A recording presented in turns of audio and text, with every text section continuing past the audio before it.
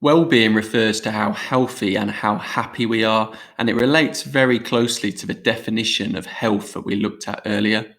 Fitness can affect our well-being in different ways, and fitness has both positive and negative effects on our well-being.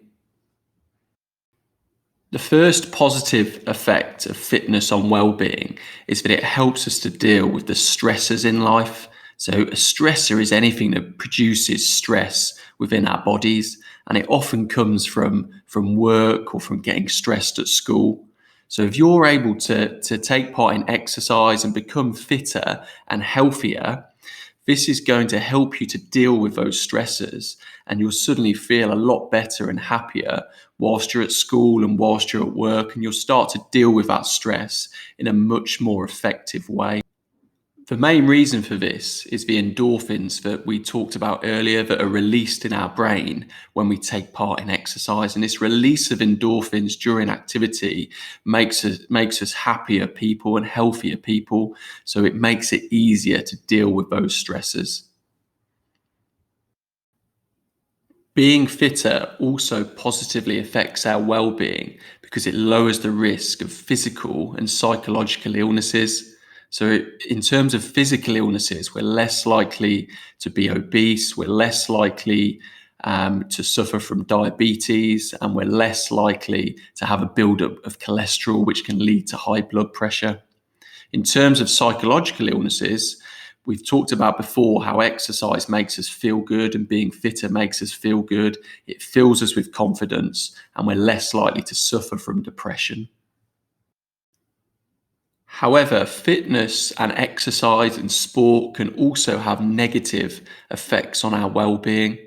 And the first reason for this, the first negative effects, is due to early specialization. And what that means is when children from a very young age are sort of pushed into only and solely playing one sport only. So it could be that a young boy or girl who's a footballer is told not to participate in other sports, or a golfer is told just to stick with golf and not to play other sports. Now, this can cause problems because it can bring about a very intense sort of livelihood as this young child is told to participate in that sport alone, and it can lead to stress, and it can lead to the child becoming obsessed with the sport and eventually getting fed up and withdrawing from that sport. Another negative effect of fitness on well-being comes about when a performer becomes injured. So we've talked all about the benefits that sport and fitness have on our well-being. But when that's taken away because of an injury, it can be very hard to deal with, particularly for people who are super fit and enjoy taking part in sport for a whole number of reasons. When that's suddenly taken away from them, it can lead to anxiety, and it can lead to depression.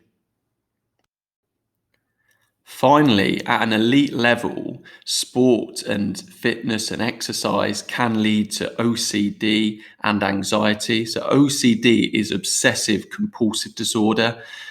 So, we see often in society nowadays that people become obsessed with body shape, and that means they have to go to the gym several times a week, and they're not happy unless they're almost overworking in the gym, which can lead to injuries, but can also lead to anxiety and mental problems. This is also particularly relevant in sports where a very repetitive skill is required. So if we think about a golfer can get very obsessed with practicing their swing and making sure it's absolutely perfect. And this isn't necessarily a good thing if they end up overworking and overtraining. Also, if we think about a footballer who's a penalty taker, or a rugby player who's a goal kicker, it's a very repetitive nature to those skills, and a performer can become almost obsessed with practice, and it can lead to mental problems. So, to summarize this topic, Sport and fitness and exercise can have both positive and negative effects on well-being. The positive effects, we can see that people can cope better with the stresses in life that come from work and school. We have a lower risk of physical health problems such as diabetes or high blood pressure, and a lower risk of mental problems such as depression. However, the negative effects are that early specialization can lead to dropout in certain sports. Injuries are a big problem and can lead to depression. And also, elite performers can almost become obsessed with sports, which can lead to anxiety.